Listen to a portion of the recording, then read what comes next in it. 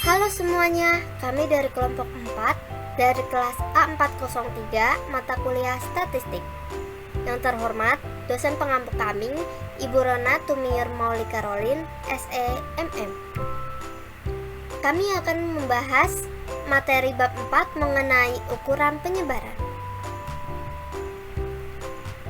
Sebelum masuk ke materi, berikut perkenalan anggota kelompok 4 yang dianggotai oleh Dea Ratna Amelia, Nayogi Rahadira Livianto, Ika Nuralfi, Fatimah, Trias Aulia Nurrahma, Mutiara Rahma Putri, dan Widya Nuraini.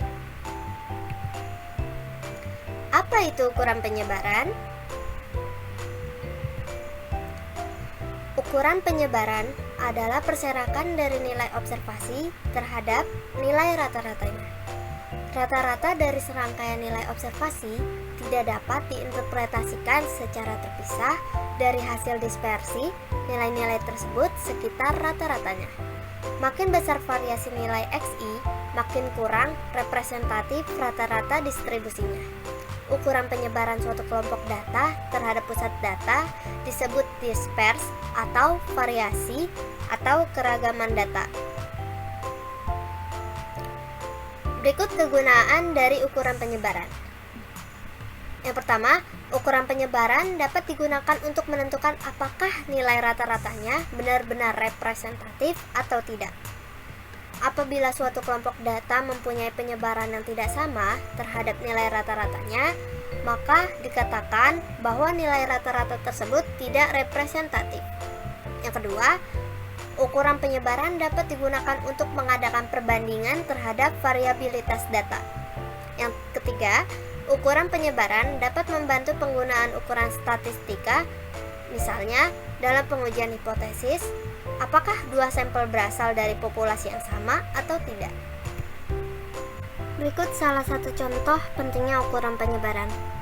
Rata-rata tingkat inflasi di Indonesia selama tahun 2004 sampai 2012 adalah 7,3% per tahun.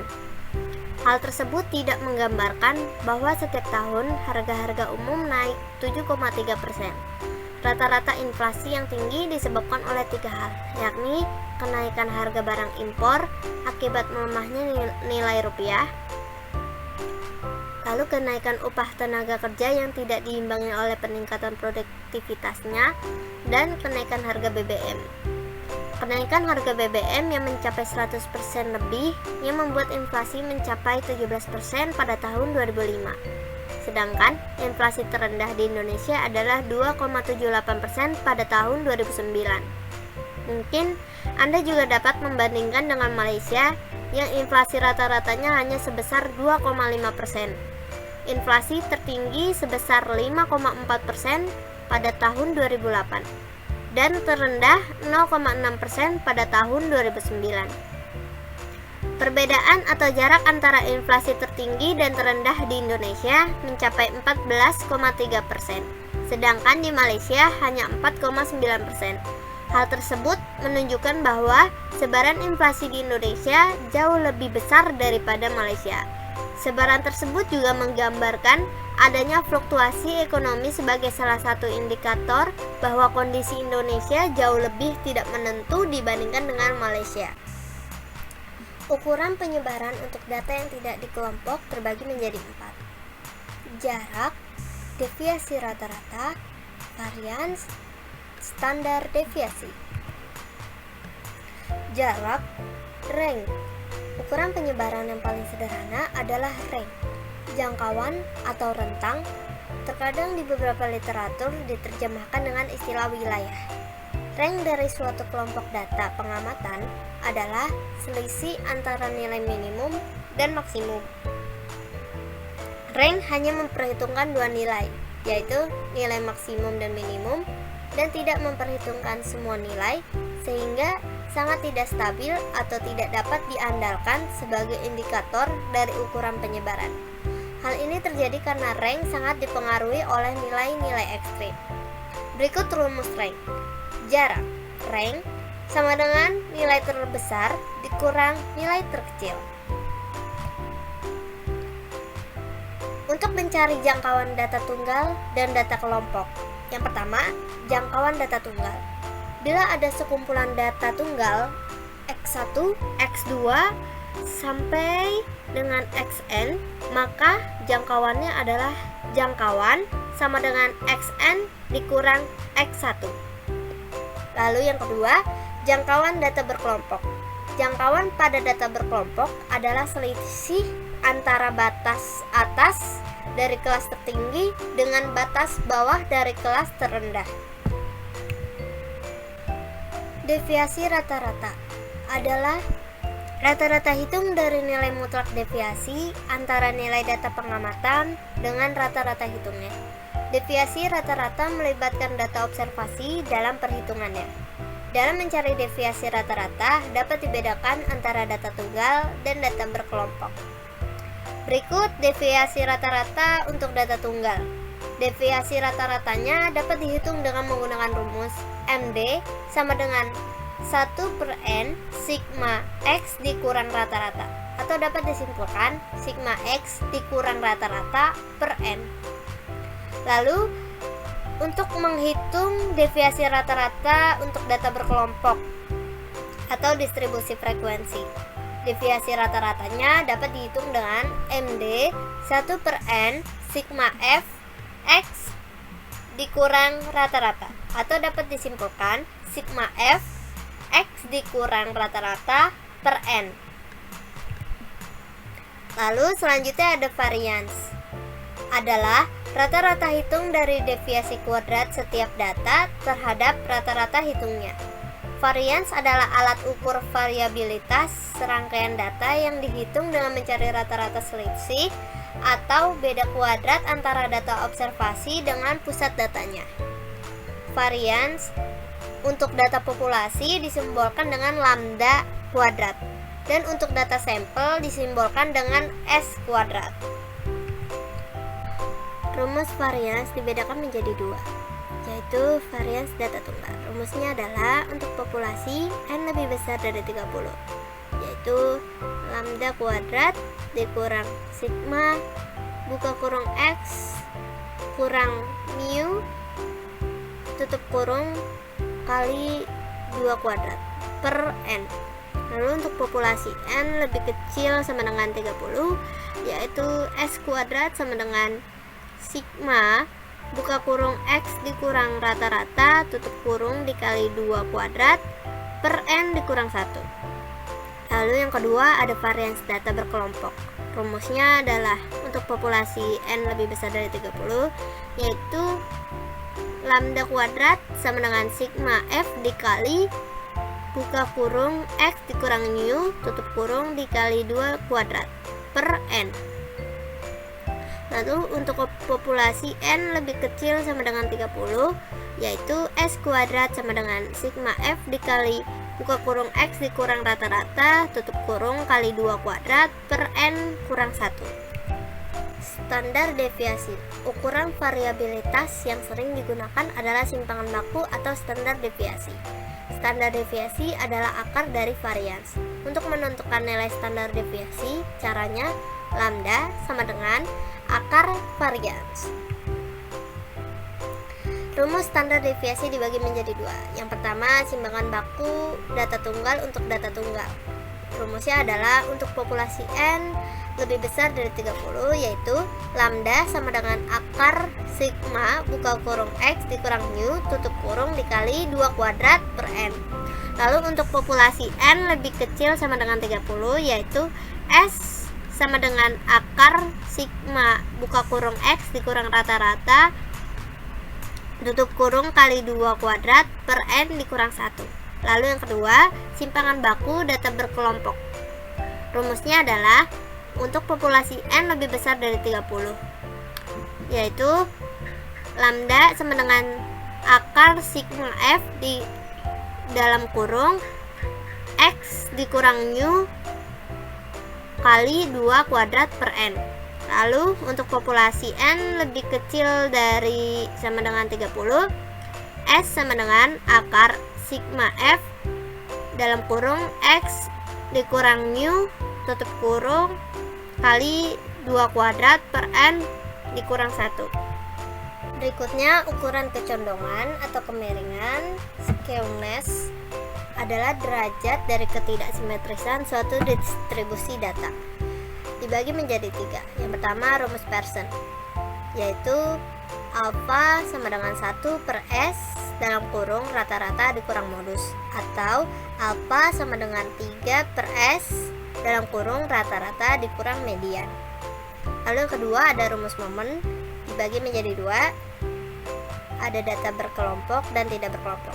Data berkelompok yaitu alfa pangkat 3 sama dengan 1 per N dikali S pangkat 3 dikali sigma FI dalam kurung MI dikurang rata-rata dikali pangkat 3.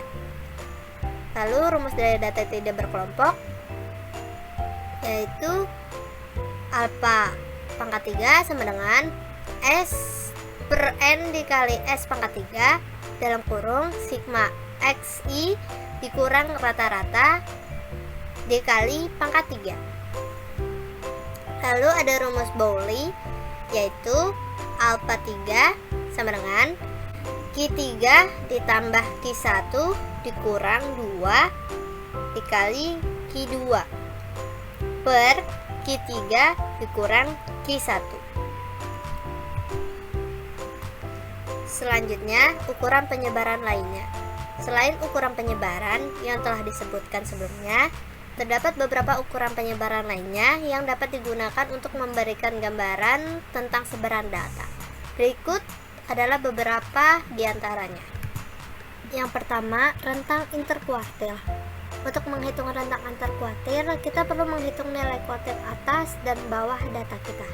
Konsep kuartil berkaitan dengan konsep median, seperti yang dijelaskan berikut. Yang pertama, median adalah nilai data yang mempunyai 50% nilai di atasnya dan 50% nilai di bawahnya.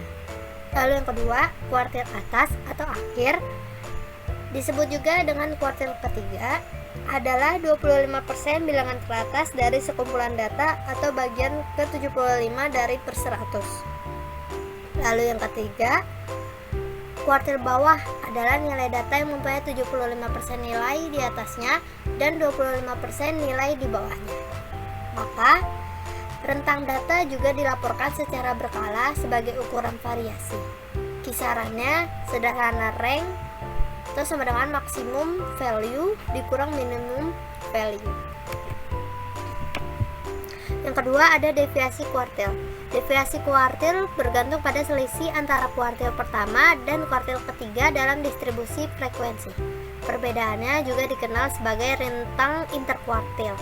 Selisih dibagi 2 disebut deviasi kuartil atau rentang semi interkuartil.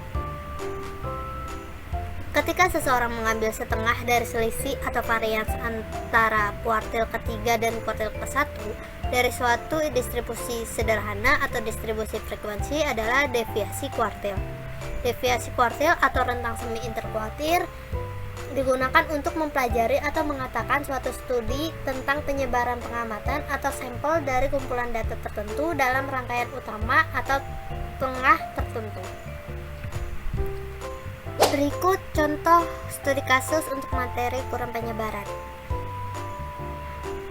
Perusahaan toko emas ABC mencatat adanya 5 emas batangan baru yang masing-masing beratnya kilogram, yaitu 27, 18, 24, 18, 12. Hitunglah untuk rank, simpangan rata-rata, variasi, dan simpangan standar. Lalu penyelesaiannya. Untuk pertama, mencari rank, nilai tertinggi ke nilai terkecil. Rumusnya adalah R sama dengan XT dikurang XR. XT itu nilai tertinggi dan XR itu nilai terkecil. Maka kita masukkan ke dalam rumus.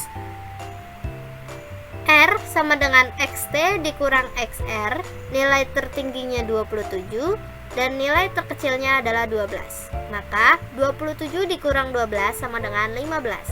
Jadi rank atau rentang nilai berat dari 5 emas adalah 15. Lalu yang kedua, mencari penyelesaian dari simpangan rata-rata. Rumusnya, SR sama dengan sigma dalam kurung X dikurang rata-rata dibagi N. Maka 27 ditambah 24 ditambah 18 ditambah 18 ditambah 12 dibagi 5 sama dengan 19,8.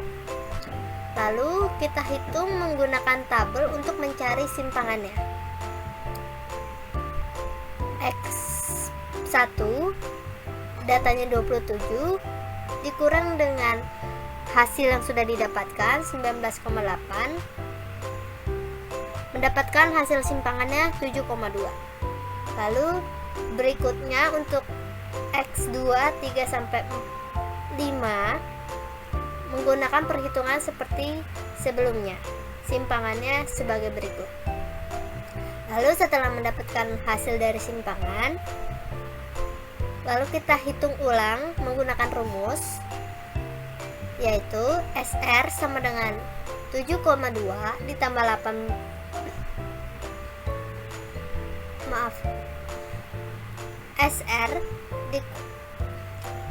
SR sama dengan 7,2 ditambah 1,8 ditambah 4,2 ditambah 1,8 ditambah 7,8 dibagi 5 sama dengan 4,56. Jadi simpangan rata-rata keseluruhannya adalah 4,56. Lalu yang ketiga, mencari penyelesaian dari variasi. Rumusnya yaitu sigma dalam kurung X dikurang rata-rata pangkat 2 sama dengan N dikurang 1.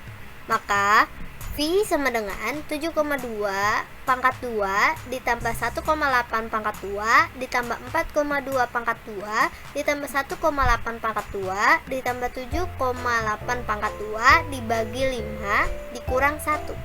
Maka hasilnya 34,2. Jadi variasi untuk emas batangannya adalah 34,2. Lalu yang keempat, mencari simpangan standar atau baku. Rumusnya S sama dengan akar dari varians. Maka S sama dengan akar 34,2, hasilnya 5,84.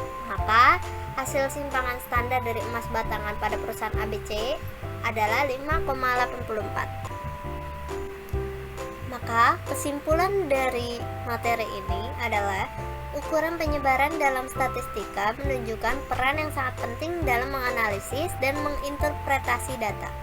Data yang terkumpul mencakup berbagai nilai dan pemahaman tentang sejauh mana nilai-nilai tersebut tersebar menjadi kunci untuk menghasilkan informasi yang bermakna. Beberapa ukuran penyebaran seperti rentang, deviasi rata-rata, varians, dan standar deviasi memberikan landasan untuk menganalisis variabilitas dalam dataset. Penyebaran data tidak hanya memberikan informasi tentang variabilitas, tetapi juga menjadi kunci dalam mengukur kestabilan atau ketidakpastian dalam data.